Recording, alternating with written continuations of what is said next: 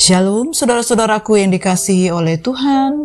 Senang sekali kita dapat berjumpa kembali pada hari ini, Senin 28 Agustus 2023. Kita bersyukur kepada Allah yang kudus, oleh karena kasih dan anugerahnya, kita masih dapat dalam keadaan yang sehat untuk dapat memuji menyembah Tuhan. Nah saudara-saudaraku, mari kita persiapkan hati kita lebih dalam lagi.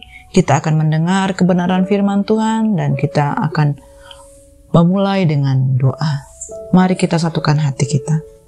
Bapa kami yang di surga, dikuduskanlah namamu. Datanglah kerajaanmu dan jadilah kehendak-mu di dalam hidup kami seperti di surga. Kami sungguh bersyukur ya Bapa, oleh karena kasih setiamu, kami datang kepada Tuhan. Kami percaya bahwa Engkau adalah Allah yang setia kepada kami. Ya Bapa, kalau saat ini kami akan mendengar kebenaran firman-Mu, ajar kami, urapi kami, sehingga firman Tuhan sungguh-sungguh hidup di dalam kami, dan kami sungguh menjadi pelaku firman Tuhan.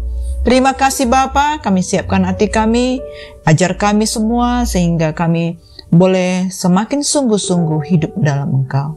Terpujilah namamu Bapa, hanya di dalam nama Tuhan Yesus kami berdoa.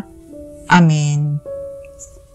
Nah saudara-saudaraku yang dikasihi oleh Tuhan, kita mendengar firman Tuhan pada hari ini yang berjudul Pemerintahan yang Kekal.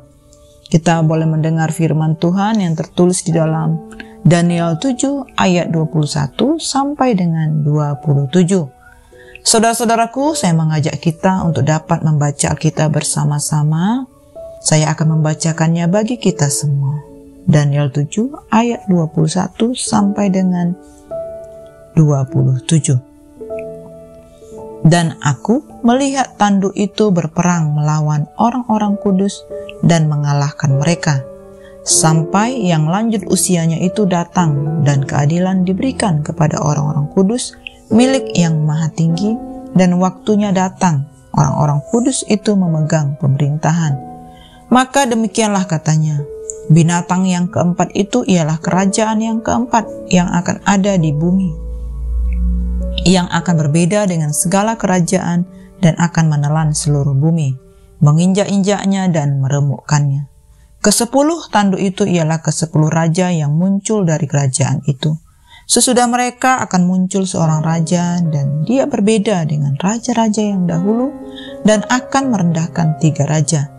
Ia akan mengucapkan perkataan yang menentang yang maha tinggi dan akan menganiaya orang-orang kudus milik yang maha tinggi. Ia berusaha untuk mengubah waktu dan hukum, dan mereka akan diserahkan ke dalam tangannya selama 1 masa dan 2 masa dan setengah masa. Ayat yang ke-27, maka pemerintahan, kekuasaan dan kebesaran dari kerajaan-kerajaan di bawah semesta langit akan diberikan kepada orang-orang kudus, umat yang maha tinggi. Pemerintahan mereka adalah pemerintahan yang kekal, dan segala kekuasaan akan mengabdi dan patuh kepada mereka. Amin. Nah saudaraku yang dikasihi oleh Tuhan, kita sudah membaca sebagian dari pasal 7 ini. Kita boleh mendengar firman Tuhan ini yang menceritakan tentang penglihatan Daniel pada masa pemerintahan Raja Belshazzar, Raja Babel. Di dalamnya Daniel bermimpi tentang kehadiran 4 binatang besar yang melambangkan 4 kerajaan yang silih berganti menguasai dunia. Ke-4 ekor binatang di dalam penglihatan Daniel secara umum merepresentasikan 4 kerajaan besar di dalam perjanjian lama, yaitu Babel, Media, Yunani, dan Roma. Dan sesungguhnya binatang keempat ini adalah ciptaan dan bukan pencipta. Kekuasaannya tidak abadi karena diperoleh dengan cara menebar kedengkian, teror, dan penganiayaan. Dan majelis pengadilan yang maha tinggi akan mencabut kekuasaan dan menghancurkan keempat dari binatang itu. Saudara-saudaraku, yang lanjut usianya itu menggambarkan Allah yang berkuasa atas segala sesuatu. Dan siapakah anak manusia itu? Tuhan Yesus. Karena Tuhan Yesus adalah penyelamat, Mesias, dan banyak gelar lainnya yang dimiliki oleh Tuhan Yesus. Tetapi anak manusia merupakan nama favorit untuk Tuhan Yesus. Ini adalah sebuah gelar yang menunjukkan keilahian Yesus dan kemanusiaan Yesus sebagai seorang hamba yang rendah hati yang mengorbankan dirinya untuk menyelamatkan manusia. Di akhir dari penglihatan Daniel, ia melihat bahwa Allah memberikan kepada Tuhan Yesus kekuasaan dan kemuliaan dan kekuasaan raja. Maka orang-orang dari segala suku, bangsa, bahasa, dan bangsa mengabdi kepadanya. Tidak seperti kerajaan dunia yang bangkit dan jatuh. Pemerintahan Tuhan Yesus tidak pernah berakhir. Pemerintahan Tuhan Yesus memiliki kekuasaan, kebijaksanaan, dan kekudusan Allah. Segala sesuatu yang dikuasai oleh Allah juga dikuasai oleh Tuhan Yesus selamanya. Tuhan Yesus adalah Allah yang kudus, yang layak untuk disembah.